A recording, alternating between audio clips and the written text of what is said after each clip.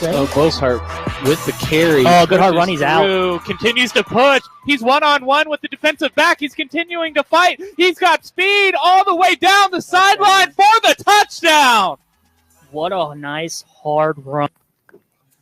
Welcome inside week 9 of the Friday Night Pigskin, presented exclusively by Knox Community Hospital. And as you heard right there on the call of the night, conference champions were crowned tonight. We had a few of them within the area. Also had a couple of crazy games come down to the wire, a few blowouts, and definitely some teams jockeying for position within the playoff picture, as well as staying within striking distance within their conference to try to make a play for that within week 10.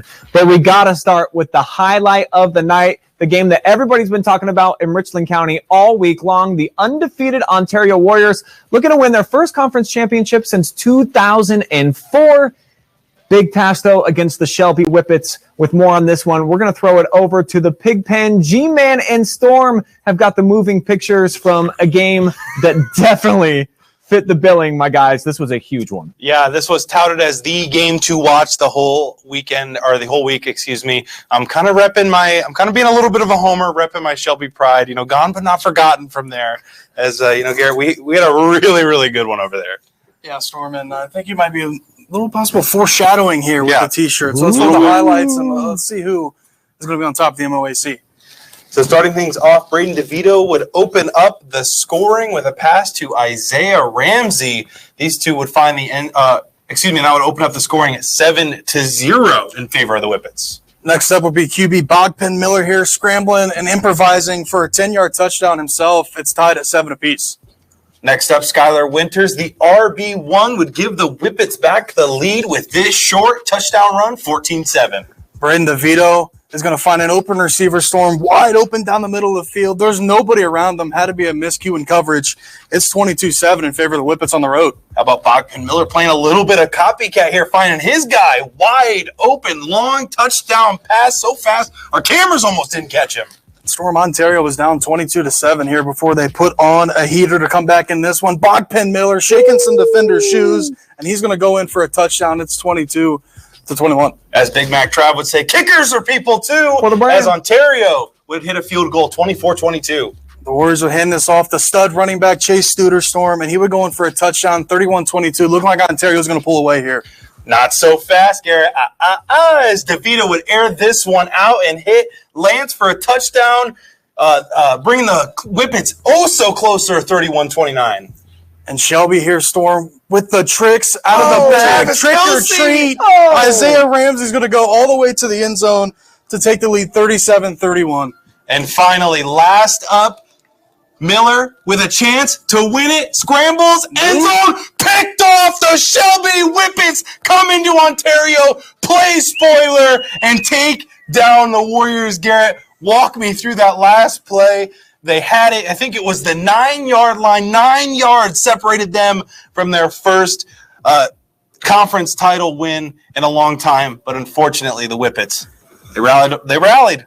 Well, Storm, when we heard the final score, I was like, man, I was kind of hoping Ontario would kind of pull away with the MOAC. They haven't seen it since 2004 that Brian had alluded to. And the Whippets, man, they're the cream of the crop in that conference. And they've been for the past couple of seasons. But, man, going on the road, what a huge win for Shelby. And they did it on all facets. They got the stops defensively when they needed it. And Braden DeVito and Bachman Miller, man, what a duel those QBs had tonight. Garrett, I think that there's one big thing we could take away from this. Nobody is going to want to see these two squads during the playoffs. Garrett, it's a little bit of a throwback to kind of like our first year doing the Pigskin. It's the MOAC corner. We've got a ton of MOAC action. We've got Galleon, River Valley. Let's just get right into it. Roll those moving pictures. Braxton Prosser with an 11-yard rushing touchdown here in the first quarter. He would duck and dive his way down the field, getting across the end zone line. River Valley QB Chase Ebert would hit Shadone for a long pitch and catch here, Storm, from 79 yards out. Cornerback's not even going to touch him here. He's going to go all the way into the end zone, and we're tied at 7 apiece here at Heisey Park. Braxton Prosser once again, and look at the O-line parting things like the Red Sea as Prosser would get out in front, 35-yard touchdown, 14-7 Galleon. This will be another high-scoring affair, Storm, as Chase Ebert's going to find his guy in the right corner of the end zone. We're all tied at 14. The toe drag swag to end it. We're going to skip around here a little bit. Galleon taking a 28-14 lead with this hardy short run. And Ebert was doing it all night, Storm, with the passing here. Going to hit Shadone once again on this right side, just a little out route. And Shadone gets the feet in. It's 28-21. And Prosser, not once, not twice, but 3 times would find the end zone here as this Tiger was on the loose. And it's Gabe Ivy, Storm, getting ghost here, showing off the track speed, and he's going to go all the way into the end zone. It's 35-21. Ebert would have his passing game going, but this time tonight, showing off the legs, this would be his 3rd rushing touchdown. It would be a shootout. But the Galleons would prevail 42. How about them Galleons? The Galleons. A little bit too much MOAC action. I'm MOAC crazy, man. But Galleon, this is not the same old Galleon team from years as of recently, Garrett. This is a team that is hoping to make some noise in the playoffs. Well, Storm, they started off the year pretty solid, but coming in, the MOAC stuff this year. We just saw a highlight between Ontario and Shelby, and those two teams, man, they're definitely the top of that class, and Shelby prevailing tonight. Galleon, I think they have a chance to make some noise if they can get in that playoffs, and they will. So they're going to be a tough team. They like to run the football. Prosser, 3 touchdowns tonight. Gabe Ivy can get on the loose, too. So I like Galleon to maybe try to make some noise Storm in the postseason. A little bit of foreshadowing over there to the Beraldo corner. Joe Lenardi is going to update us later with our tournament standings as we take a look at the game we personally were at here, Highland versus Clear Fork. Let's not waste any more time. Let's get right into this one. And starting this one off, Garrett, of course, Dane Nauman, a short run to go up 7-0. Yeah, Storm, I thought Highland was going to pull away. Colton Stover is going to get it from the QB keeper. It's 14-0 Highland, and they started rolling. Clear Fork kickers are people too, Travis, as they would jump out with a field goal of their own, 14-3. Big shocker here, Storm. Dane Nauman's going to get ghost, and buddy, nobody's touching him from the 25-yard line all the way into the end zone for a 93-yard touchdown. I thought Clear Fork did a pretty solid job containing him until this drive right here, Storm. And Clear Fork last-ditch effort here on this special teams play as they would block the punt, recover, take this one all the way to the end zone to make it 11-21. But as you see, under a minute left, a little too little, a little too late as Highland would win 21-11. Garrett, so much MOAC on my mind. My mind's about to explode. I got so much MOAC on my mind. But Highland getting it done. It was a little bit of a different attack, more so passing early on in this one. But then, of course, they went to Nauman late in the game, and he got it done. Yeah, the first drive, Dane Nauman ripped off about a 50-yard gain and then ran it in for a touchdown. I was like, okay, well, they're going to just feed Dane Nauman tonight, and it's going to work. But the Colts kind of stuffed them out, man. You got to give credit to that defense led by Tim Scheid, the defensive coordinator over there for the Colts. And I thought they did a great job kind of stifling him and kind of making them pass the football. They were moving the ball up and down all night long, and Clear Fork got stops. They had multiple opportunities. We talked about that all broadcast. They had 2 picks. They stopped them twice on turnover on downs. Clear Fork had all the opportunities. They just couldn't cash in when they got in the red zone. Yeah, Garrett, and that's what we talked about a lot, too, ad nauseum on the broadcast, is Clear Fork's offense. It's what's been struggling for them all season long. They have not been able to find the end zone. I feel like plenty of times they got into River Valley, Highlands side of the field, but were not able to cash in those chips like how I was in Vegas this past weekend. Well, Storm, I think a lot of this is Clear Fork's a very young team. I talked to one of the coaches after. He said they only had 2 guys on offense who were seniors and 1 guy on defense. I was a defensive starter as a senior. So they're a very young team, and I think maybe in a couple years they're going to be pretty electric in the MOAC. I think the defense tonight, it showed, that they can hang. And Dane Nauman, I mean, he's one of the best players in the area. He leads the MOAC in rushing. I think they did a pretty good job kind of holding him tough down here tonight. But I think for Clear Fork, they've been playing that QB carousels for them. We saw it tonight. They had 2, 3 QBs, subbing in at a time. Some are rushing, some are passing. When they can get that, steady and kind of find somebody that's going to tote that position back there at QB, I think they'll be okay. Yeah, and a fairly new coaching staff as well over there for Clear Fork. So I think they're all kind of learning together. Everybody's figuring things out down there in the valley. But a beautiful night for MOAC football and a beautiful night for the Pig Pen. But unfortunately, I think that's it for our 2 mugs here on the screen. We're going to toss it back over to Brian. Thank you all so much for tuning into the Pig Pen. Tons of MOAC action right there. Appreciate it, boys. Nice stuff. And all but one game that we had highlights for. And as you start taking a look now at the playoff picture and the conference standings, we'll bring in Travis Berardi to continue the discussion. And we saw Ontario, a huge opportunity tonight to stay alone on top of the conference. Weren't able to do that. And then, of course, some of the other teams in the middle, at least improving their chances of getting in the postseason. I think probably Highland especially. Yeah, absolutely. Highland got a big win tonight, but in the standings-wise, it's Shelby and Ontario. Ontario still has a chance to clinch at least a share of their first conference title in forever, which is great. But for Shelby, big win. Not only did it clinch a home game, it clinched 2. They're going to be at home for 2 games with that win over Ontario. Despite the loss, it looked like Ontario needed a win to get a home game. Ontario will be home as well, how other things worked out. And they only sit right now. They're only in 6th. There's still a backdoor chance if Ontario wins next week and gets a lot of help, they could still possibly host 2 playoff games. Wow. Now, 2 other teams, River Valley, they're in, but next week they're going to have to win and get help if they want to get a home game. Galleon, they're in and should be home for 1 game already. Another backdoor 2 home games if they can get a couple wins that way. Marion Pleasant, they're in, and they need to win next week, get some help to be 1 home game. Highland with the win, they're in no matter what. They will not. They'll be on the road. For Shelby, that win's even more important because it puts them up in 2nd in D4 Region 14. That Perkins squad that's firing on all cylinders, they've clinched number 1 already. The number 4 team right now is Cleveland Glenville. So Shelby has the opportunity to possibly, if things work out, avoid Perkins and Glenville until possibly a regional final, and they possibly get a rematch with West Holmes in a semi.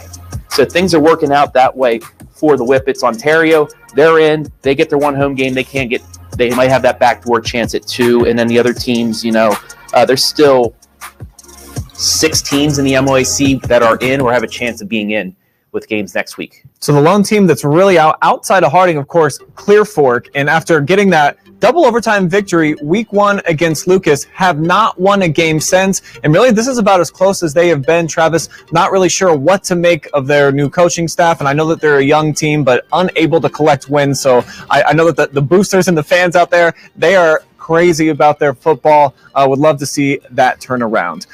If we can check out the MOAC standings and kind of see how it stacks up now with just 1 more week to go and some of the scenarios that we might have here at the end of the season with, of course, Shelby and Ontario tied at the top and then you see just the Spartans, the only other team maybe with a chance. Yeah, it would be just completely bonkers if Ontario and Shelby were to lose next week and Pleasant were to win, and we have a 3-way tie. But that's the only other set of scenarios other than Ontario win, Shelby loss. It's, alone in first or vice versa. But, still things to play for in week number 10 now that Ontario falls back. But like I said, those top 5 teams, as well as Highland in 6th, are playing in week 11. All right, so that's the MOAC breakdown. We still got tons coming here on the Pigskin. Hoping to hear from a coach who won a conference championship tonight. Plus, we've got many more highlights, and we'll break down 4 other conferences for you right after this break.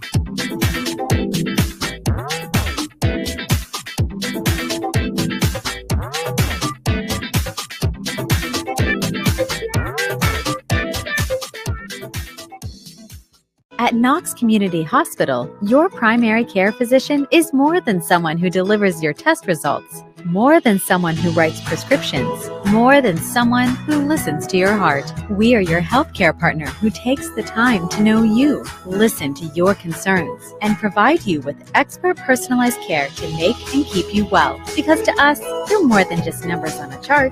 You're a neighbor and a friend. Knox Community Hospital, in the community, for the community.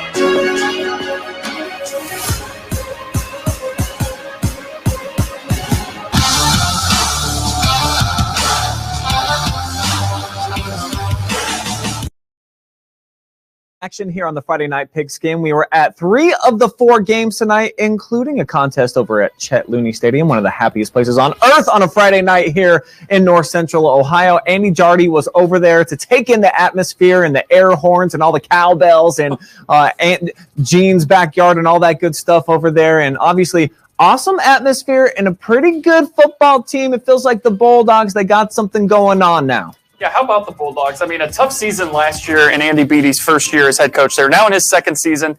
They've erased the 2-8 season from last year, and now they find themselves in a position, if they can get a win next week against, that rival Danville, they will find themselves in a tie for the K-Mac crown. Really impressive stuff going on at East Knox, and they actually jumped out to a big lead tonight, but then this game got interesting. Big credit to the Redbirds for not going down without a fight. Let's show you in the highlights. As we start things off, first quarter, Blake Elliott, 27-yard touchdown run. The junior running back gets into the end zone for the first score of the game, 7-0 after 1. Second quarter, look at Jax Lester. You think he's going to run it? And just nice little dump-off pass there to Briar Householder, who was a household name tonight, 14-0 Bulldogs. And then here it is, Elliott again. It's 22-0 East Knox. And then second quarter, play action. I mean, these throws, the execution, so smooth. To Derek Field, senior scores on senior night. Right before halftime, though, here come the Redbirds. Baylor Weiser takes it 50 yards. It's 29-6 at the half. Third quarter, though, Lester, nice connection here to Brayson Davis, who is just going to outrun the entire Loudonville defense.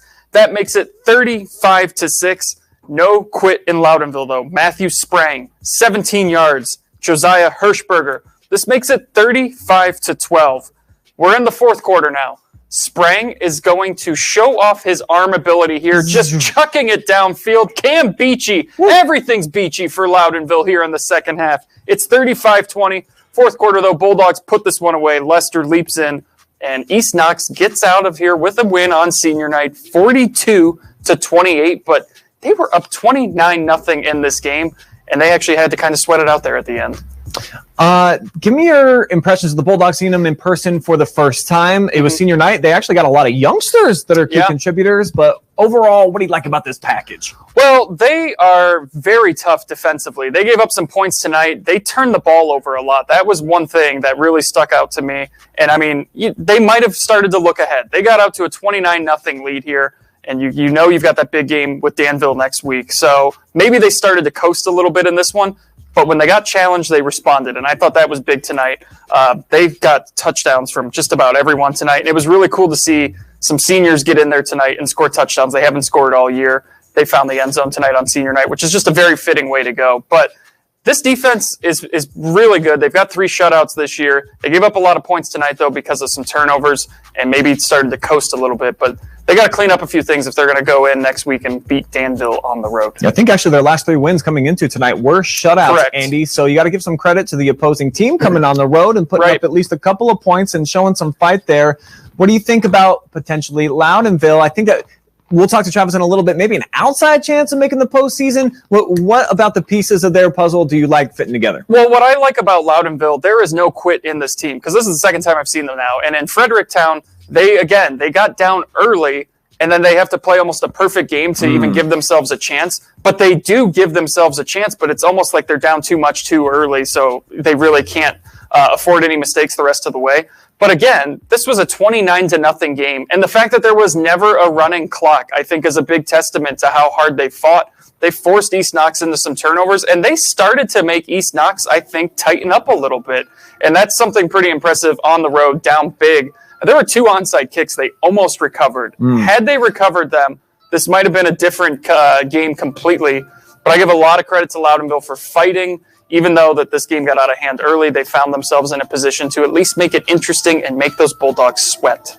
Yeah, but it was about the kids in the purple tonight, of course. And I like some of the pink that they had going on, too. How of about course, that? The Breast Cancer Awareness Month. And Blake Elliott going over 1,000 yards. Everybody thinking in Howard that they could rely on DeLauder this season. This dude has been a really nice fill-in, no question about it. He'll be back next year. So Yes, Junior. Indeed. All right, thanks, Andy. All right, for more from the K-Mac, we'll bring in K-Mac Trav. Why wouldn't we, of course? He was sitting on his throne over at the castle tonight, a very comfortable, normal position for him on a Friday night. And the team that we all feel like probably is the second best in the K-Mac definitely looked like it again tonight, Trav.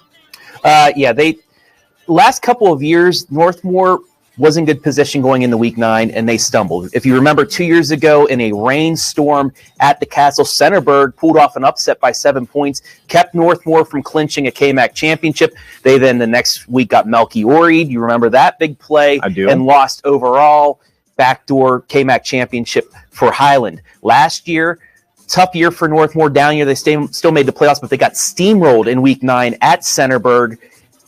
Centerburg's way to clinching at least a share of the KMAC championship. So they had a little bit of revenge on their minds, and boy, did they let it out ski. Let's roll the highlights. Already up 7-0, and they're going to add more. Bo Landon continues to be big play Bo, taking it from the defender. It is 14-0. And then in the second quarter, already 21-0, and Paul Kramer, he's going to power his way in from a yard out, and the route is on. Then 90 seconds later, A.J. Bauer, he's going to throw a nice little screen pass to Carson Campbell and watch him jitterbug through traffic and watch this move right here. Whoop! Into the end zone, untouched, 30 yards. It's 35-zip. And then finally, to finish off the scoring in the first half, Bauer is going to throw his 5th touchdown of the half to who else? Because Bo knows touchdowns. Oh, yeah. Golden Knights are going to be dancing into week 11. And not only that, they're going to be dancing on their home turf with the 48-7 victory. There's a little bit of a tease of the KMAC playoff stuff coming up here after the next little highlight. But the Golden Knights, AJ Bauer, he was our MVP last week, put up a good first half, and then kind of he had a bit of an off second half. He told us in the interview that he could have done better. Well, he took that to heart because this week he played for just the first half. We had a running clock, so they didn't throw a pass in the second half. But in that first half, you know what he did, Brian? 11 of 14, 256, and those 5 touchdowns. The kid is on right now. He's got the receivers going as well. And, they're clicking. Yeah, I love Northmore, the offense especially. Very fun, exciting team to watch. But I mentioned that we feel like they're the second best team, of course, in the KMAC for a reason. That's because the Danville Blue Devils had an opportunity to go 9-0 tonight and clinch at least a share of the KMAC championship. They were on the road, on the reservation at Mount Gilead, and we've got the moving pictures to show you how the Blue Devils improved to 9-0. They actually fell behind 3-0. Might have been the only time they trailed all year, but then Cole DeLauder gives them the lead for good. Right here, they would go for 2 and get it. It is 8-3 in the second quarter. Later on, it's Walker Weckeser. He hooks up with DeLauder, and just look at what this dude does. He looks like an offensive lineman sometimes when he rolls. He's just so big and powerful. A little bit of speed, too. 42 yards to the crib. Again, they'd get the 2-point conversion. And then it's Weckeser to Josh Byers. 22-yard pass. It's 22-6. Danville pouring it on here. Here comes Breyer Boshart. 1-yard touchdown run. But then Fricke getting crazy, going up to high. 24-yard touchdown pass. They're staying alive, 28-13. But this is kind of the game breaker right here. Boshart again. And look at him just run away from the defense. Just enough. Wow. 85-yard house call right there. It's 34-13. And then we got a little bit of trickery. Check this out. A double reverse touchdown. Nate Stevens getting in on the action. Don't believe we've called much of his name this season. So it's great to see the Blue Devils getting plenty of dudes some opportunities. Weckeser, the most casual touchdown pass you're going to see all year. Josh Byers doing plenty of the work after that one. 50-13. And the Indians, though, getting in one last score. 40 seconds left in the game. Here's Fricke to Simpson, 10-yard pass, and this would trim it down to 50-20. But what a win yet again by Danville. And this team, I mean, they do it in so many different ways, Travis. Oh, yeah. I mean, this isn't a team that is just Cole DeLauder or Walker Weckeser. You see the offensive line, the defensive line, and then all these other weapons that are making the highlight now too. So they're like a full gift basket that you want to arrive on your doorstep. A lot of goodies. Yeah, how many names did you call for touchdowns in that? At least 4.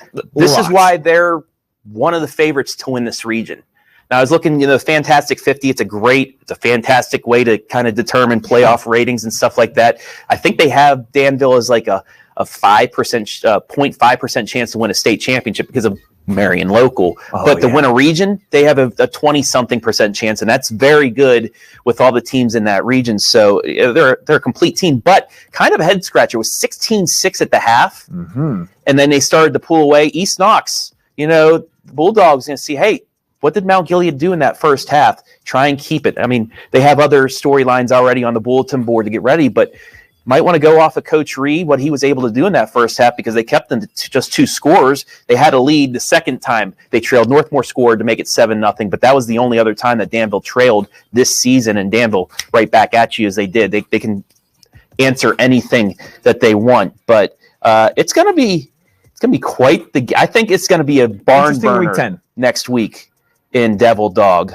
I can't wait to watch that. I'll be at the Castle for Northmore and Loudonville, but whoever's up there in Danville, they're in for. Yeah, I almost feel like I want to do a little old switcheroo on the schedule and send myself over there.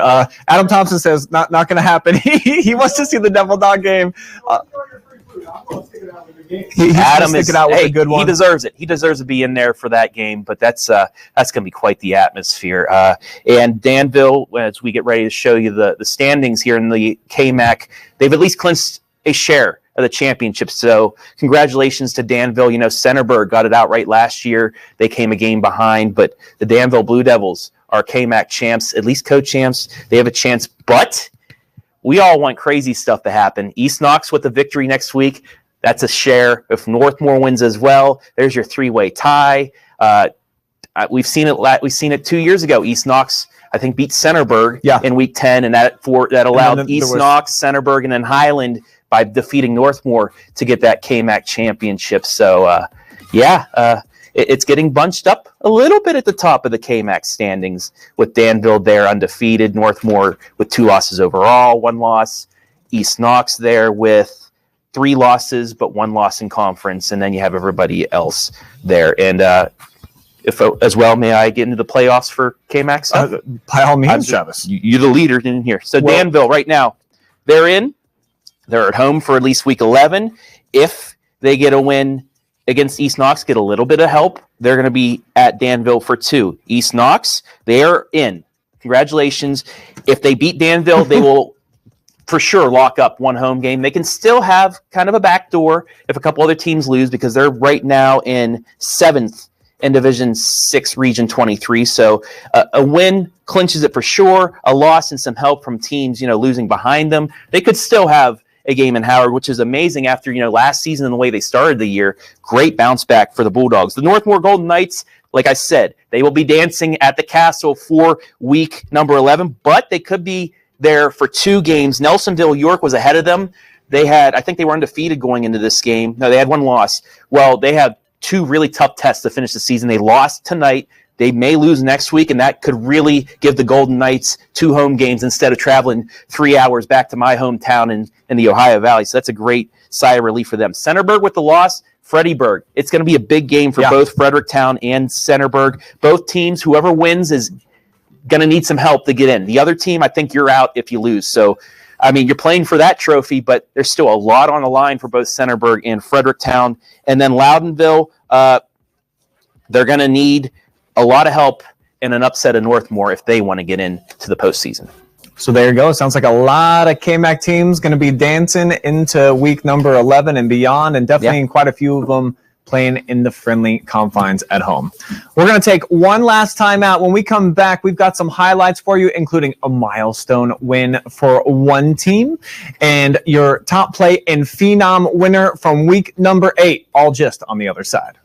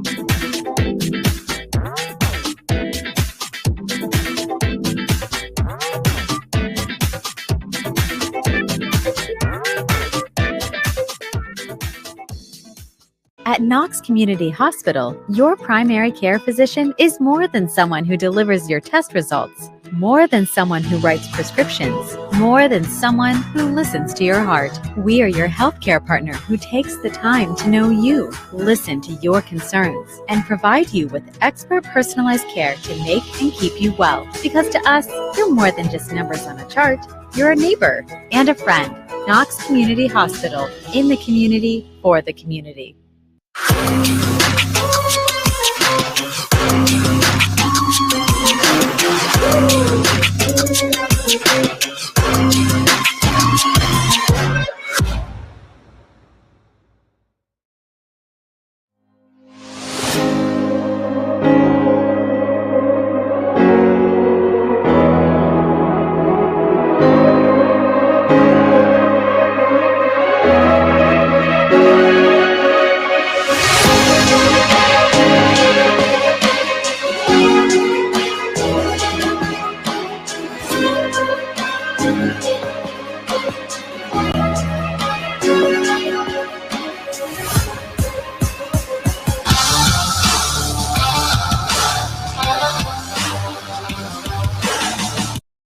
We give you nominees every single week, and you guys decide out there what was the best of the best. So without further ado, let's begin with our Week 8 Friday Night Phenom presented by Knox Community Hospital. And after we tallied up all of the votes, it would be Jax Lester of East Knox and a win against Fredericktown who would earn the vote. This kid had a fantastic performance overall. And you look at all the different ones and twos upon the screen. He was doing it on both sides of the football. I think that's what was most impressive, not just being a signal caller and running the offense in a victory, but also snatching 2 defensive INTs as he ran for a touchdown, threw for another, and oh, by the way, how about a 3rd takeaway for him with the fumble recovery? That your Friday Night Phenom from Week 8. And now on to our top play of the week from week number 8 of the high school football season. And this kind of a last-second addition. I got it texted to me, and I was like, do we put this in? It was a good call because Austin Niederkor with this save back in bounds to Sam Cole would indeed win the vote for the week. What a cool play. They say that sharing is caring, and how about this? Getting 1 foot in, probably would have been a pick anyways, but throws it into Cole, who has an awesome run back and a huge win for the Cary Blue Devils, who clinched the Northern 10 championship tonight.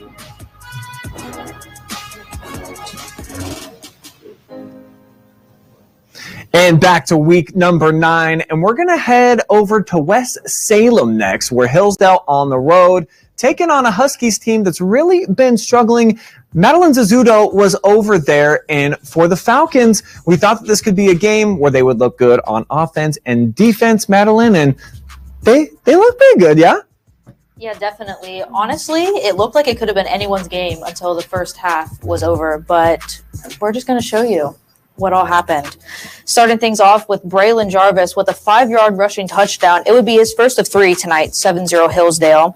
Next up, Troy Bennett would have us seeing double as he would take this one in from 1 yard out this time, 14-0. And Northwestern got on the board right before the end of the first half. This is Cade St. Clair dodging Falcons left and right for 60 yards of pay dirt, making this score 17-7 at the half. But the Huskies couldn't keep these pesky Falcons out of the end zone as Owen Sloan would get in on a 4-yard run. And then QB Jack Fickus would hook up with Hayden McFadden for the long ball. 31-7 now. Falcons are still leading. And the Huskies are still not done yet as Cade Sinclair again got that dog in him, finding pay dirt off a 20-yard pass. And that would bring it 31-13. And Braylon Jarvis, this time, ended the third quarter, scampering 20 yards across the line. Bye-bye. But wait, there's more. Okay. Jarvis would do it again, only this is a 7-yard run, but it still counts for 6. Yeah. Huskies not giving up as Isaac Bone would create something. Getting out of the pocket, finding his man, Jonathan Burgess. Check out those Air Force Ones touching as the toe drag swag would close this one out 46-21 Falcons. I kind of like the Huskies uniforms out there. I know. And some of their play was good. Let's begin with them. They're the home team, just 1 win on the season, but a lot of fight, Madeline. Yeah, it was not. They kept me on my toes the entire night. It was scoring up until the last minutes in the fourth quarter. And at the half, 17-7, it looked like it could have been anyone's game. But then they just kind of fell off, I guess, a little bit in the second half for sure. And I think a big part of that, obviously, the 1-2 punch. Sloan and Jarvis both out of the backfield. Now that Sloan is back in the lineup, I think this is his 3rd week back from injury. That's really a great combination to complement Fickus. Definitely. Jarvis, 3 rushing touchdowns. I thought it was only 2 until I was looking back at the footage. I was like, wait, there was actually 3. So there's more. There's more. He caught me off guard. And Sloan obviously also had a rushing touchdown tonight. I believe he had a really good week last week too. So the Falcons at 7-2, they're only 2 losses against the big dogs in the WCAL this season. So I feel like it's been kind of very fluid this year, Madeline, with these Falcons.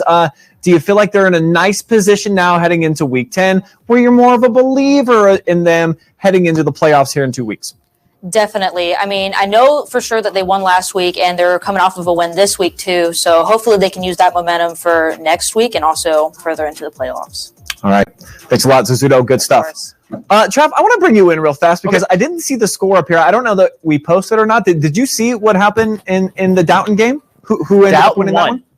Downton got that one. So Downton's probably going to win the conference championship in the WCAL. They're sitting right now at the top of D7 Region 25. I'll get to Danville's sitting at number 2. And while we mention it, since Hillsdale's right there, they didn't get a lot of points. Northwestern had 1 win. Sure. They're sitting right now in 8th. They have a big chance next week. Rittman is in Division 6. They also have 6 wins.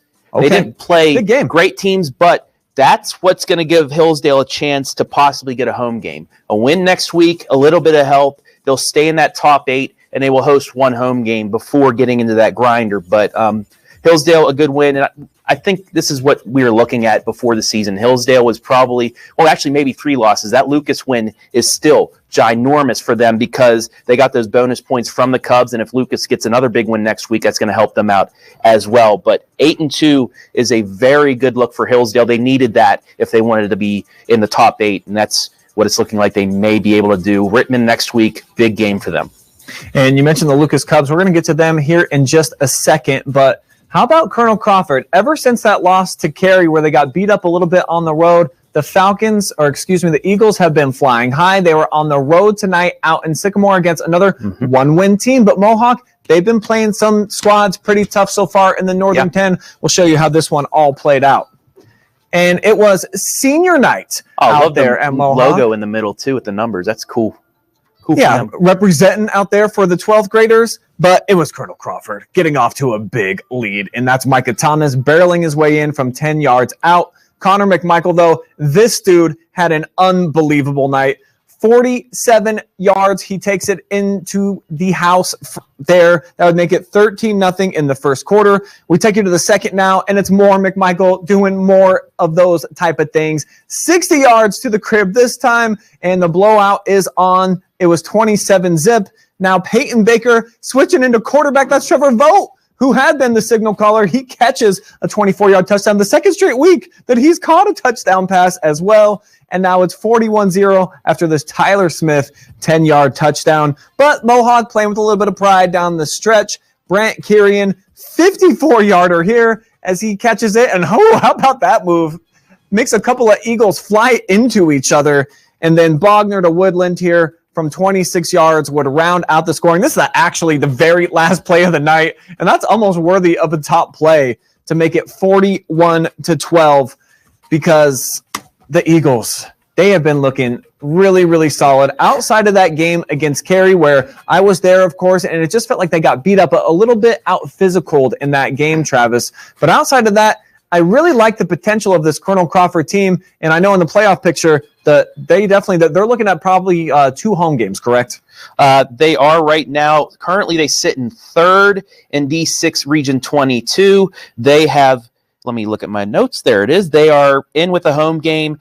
If they win next week, get a little help, they could stay in that top 4. And number 2, Columbia Station, Columbia. Our area teams got knocked out. Who was that? Crawford or was that Crestview that got knocked out? Both of them, as Columbus Grove and Columbia, they're sitting at 2 and 4. Crawford at 3. Bluffton has clinched a top 4 spot. They are the top team, and Cary sitting there in 5th too. So we may have 2 Northern 10 squads that are hosting at least 2 games. So Cary, they get 1 more win, they get some help. Crawford, 1 more win and some help. They're in. Seneca East, they lost this earlier tonight. They're in. No home game for them. Winford, huge over Seneca. They put up 66 points. Yeah, seen that. That is phenomenal for them. They are officially in. No home game, though. And then Upper Sandusky, they had a tough loss to, it was Cary. They need to win and a lot of help to get in region number 14. And if we could take a look at the Northern 10 standings right now,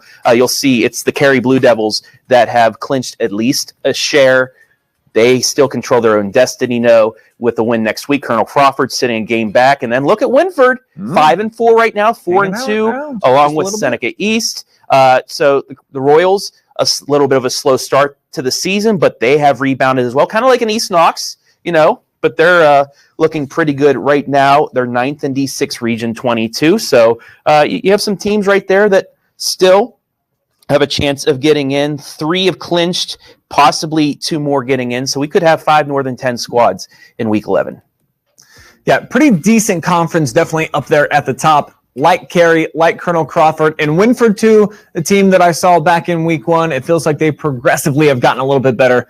A lot of talent on that team. And absolutely, and you see what the team that Gallion has, Winford playing them close. I think that, at first it's kind of a head scratcher. Oh, Winford couldn't do anything against Gallion. Then you see how Gallion's going, and now you see the offense that Winford's putting up. They're clicking at the right time. It's another piece of those things where we say you peak at the right time, you get into the playoffs, you never know what could happen.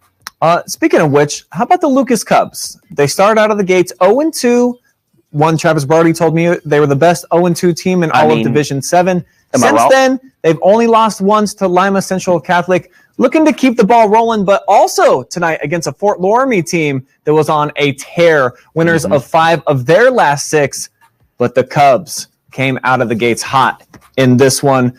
And at the friendly confines of Bob Wine Field, where they get their last 3 games of the season, on the opening drive, Logan Toms doing what number 2 do. 18 yards, catches the corner, dives in, cue the fireworks, and the heat is on. After forcing a 3-and-out and an 8-in-color field goal, Grayson Jackson getting in on the action. He was our MVP tonight, the best overall performance that I've seen from him so far this season. That's a 48-yarder. To open up the second half, though, Fort Loramie, a touchdown drive after being held to just 1 first down in the opening half, but the very next offensive play, this was the backbreaker. We thought we might get a competitive back-and-forth competition. Logan Toms is like, nah, bro, not on my home turf. He gets going to the end zone there for a long touchdown, and then they would put a little bit of icing on the cake with Zach Dale getting in later in the game as the Cubs roll 34-7. And doing my research heading into this game, I called this one, Travis. I really did think that Lucas was going to be up against it tonight. Fort Loramie, they play some tough competition. They come out the gates. Absolutely. They play back-to-back 7-1 teams, and then they lose to a team that's 8-0. So of their 3 losses coming into tonight, some really good competition. They had 2 quality wins. I was like, man, Lucas might want to bring their hard hat. They did that, plus their tool belt and a couple of hammers and a sledge on the side. I mean, the Cubs, they're for real. And big congratulations, Scott Spittler, win number 100 for his career. He got a little Gatorade bath from his son and a couple of the other players. Down there. They posed for a big team picture, and you can tell Spittler, he's not the type of guy that wants the spotlight on him, but definitely soak this one up, Spit. He's such a beloved figure out there, and rightfully so. What a program they have, and they clinched getting in the playoffs tonight with that win. Where's the statue going to go? I mean, honestly, what he has done for the community of Lucas over the past, I don't know how many years that he's been coaching. Like year 15? Year 15. The run that they're on, the playoff streak is going to continue. And because of that win, a lot of bonus points. They win next week. They got a shot at going to Bob Wine one more time, right, for a playoff game. And then you never know with these Cubs, the way they play football. Maybe they face Hillsdale coming up, want to get revenge there. I mean, 2 of their 3 losses were 1 possession and the game. They could very well be 8-1 right now and looking at 2 home games. That's why I say they were the best 0-2 team at the time. They're the best 3-loss team, at least in their region, but probably in Division 7 as well because of what they just have. Logan Toms had a bit of an off night last week, but look who took over. Deal. They have those guys that can fill in, and then Tom's probably going to get back into the top 10 in the rushing leaders coming up this coming Wednesday when I unveil them. He was at 11 by like 20 yards, but the way he ran tonight, I mean, he's a playmaker on both sides of the ball. Not many players in North Central Ohio that can do what he does on both sides of the ball, but congratulations to Spit. Congratulations to the Cubs. Once again, it's just the norm. They're going to be playing in week number 11. It's something I guess you should be expecting from Lucas Cubs football. No matter what the record, they're going to have a chance going into the last week of the season to get into the postseason. And now it's just, can they be a home team? We'll find out. Well, they're really good at home, of course. I love watching Lucas play over there on that Were there grass. Fireworks tonight? Of course there was fireworks, baby. Come on. Well, I saw on Facebook somebody was asking, can they need a replacement for a night or 2 for the fireworks? Just want to make sure everything was going well down there. Yeah, we had a proper display for Coach Spittler's big 100th victory, and it is indeed his 15th year as the head coach at Lucas, a program that was winning no games before he took over in his 31st year overall. And do want to give another shout out to a gentleman that we wanted to talk to tonight. Chioke Bradley won his first OCC championship since 2017 with a big win tonight over Mount Vernon. So the TY Tigers, they haven't hung a banner for a while in football, and you think about all the good teams they had. You think about the team that went to the state championship. Didn't end up winning a conference that year, Travis. It's kind of interesting that you look back and Worcester actually, they stunned them over at Wootown in that game. So the first time in 6 years since the Tigers. Yeah. And if we can pull up the OCC standings here, Mansfield Senior, they ran through. Big game for West Holmes. Like I said, they've clinched a home game, 2 home games, because they scored on the final play to beat New Philadelphia 9-8. Yeah. They didn't kick the extra point. That's why you had the score there. But New Philadelphia, West Holmes should be flip-flop. That's my bad. I was in a rush to get that. But West Holmes, New Philly, Ashland, and Lexington. Next week, it's a play-in game as I get into our playoff talk for the OCC. Ashland, whoever wins out of Ashland and Lexington, they're probably going to be in. Might need a little bit of help, but one of those teams, they won't be home, but they will be in. Like I said, West Holmes, 2 home games. Mansfield Senior is in, and at Arlen Field for at least 1 playoff game. But they're going to need a little bit of help. They got Toledo Central Catholic, Tiffin Columbian. Columbian plays Perkins, though, in week number 10. So a loss by Columbian, maybe Mansfield Senior jumps dogs this year. Yeah, that's going to be quite the matchup up there. Norton and Rocky River as well, and then Ontario just sitting right behind Mansfield Senior. So, like I said, that back door for Ontario to get to the top 4. Mansfield Senior kind of sitting ahead of them. So one of those 2 teams might get that spot. Worcester, their loss, 1-6 in the conference, 2-7. They're out. They have not. They have been eliminated from contention. New Philadelphia, they're in. They're out of our coverage area, but I'd still say they are in right now at 6-3 as well. Madison and Mount Vernon, they've been eliminated for a while. But so 3 teams or 4 teams we could see. Ashland, Lexington, though, big game next week will determine which one of those teams probably gets into the top 16.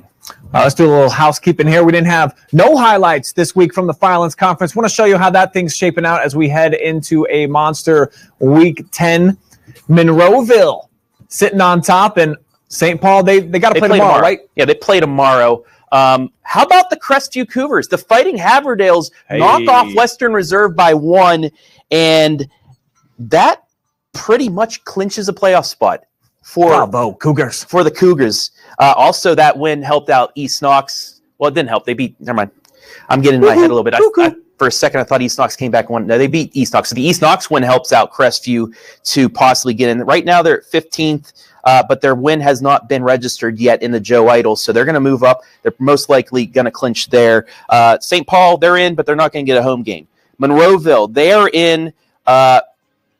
If they beat St. Paul next week, they're probably going to get a home game. If not, the win tonight, they're going to need a lot of help to get that home game to the top 8. Western Reserve, they lost tonight, like I said, by 1 to Crestview. They get 1 home game if they win and get help or a lot of help next week. Mapleton, that's the only score. They played Indian Creek from back in the Ohio Valley tonight. Couldn't find a score of that. So if anybody in the comments section wants to give us a score, that's the lone one we don't have.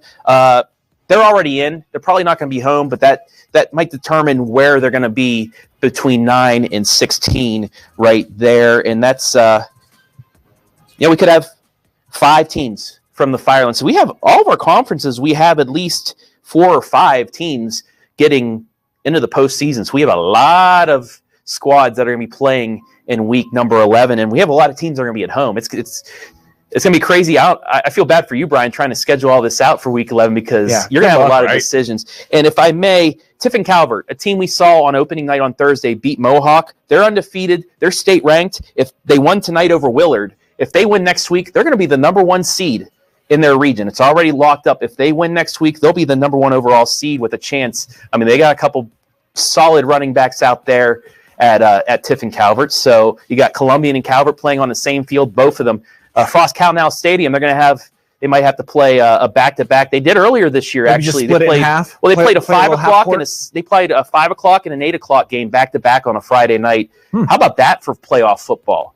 back-to-back games against teams that are in the top 4. That'd be a good ticket to get. Yeah, they got the stadium to do so. But yeah, that fills out the top. If actually, because I made a mistake earlier, Adam, if you could pull up the KMAC standings real quick to show everybody what they had.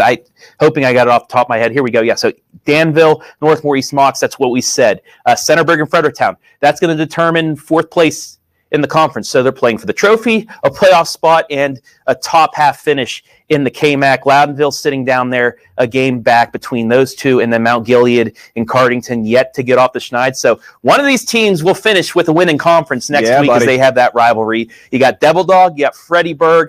I don't officially know the name of the Mount Gilead Cardington rivalry, the Route 19 rivalry, maybe. Do they got one? Something like that.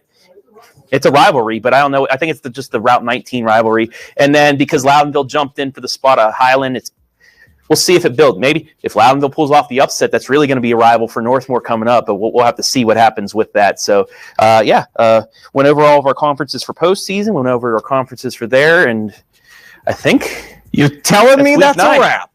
Yeah, and also, Wednesday, 7 o'clock live, I'm going to have my annual Week 9, Week 10 playoff chat. Go over this more once Joe Idle gets everything in. Another shout-out, Joe Idle. He had 90% of the scores in by the time we went on air, so he had maybe an hour and a half to get all these things in. The guy works. The guy gets his work in, so shout-out to him. But I will break down all the scenarios once everything's finalized tonight and tomorrow.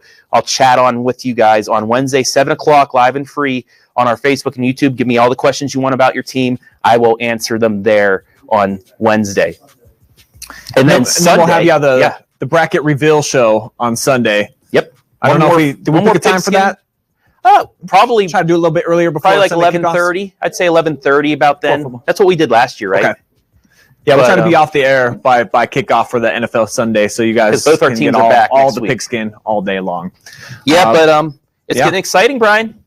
Yeah, Week 10 is going to be awesome. Definitely looking forward to it. We promised the kids at Monroeville that we would get them some type of a coverage for that's the championship game. So if St. Paul wins tomorrow, I guarantee you we're going to have at least a camera up at your field. Would love to have a live stream, but we'll see a lot of action going down on Week 10, and then Week 11, it's going to be wow. I mean, so many rivalries in the KMAC. You got Ashland, Lexington will probably do a highlight of. You got our WBCO, WQEL, whoever we get with the game there. It's just this is the time of year that you love, right? I do love it. And I love you, the fans. Thanks for staying up late with us here on Friday the 13th, rolling into the 14th. We love you guys, and we'll see you next week right here on the Friday Pigskin.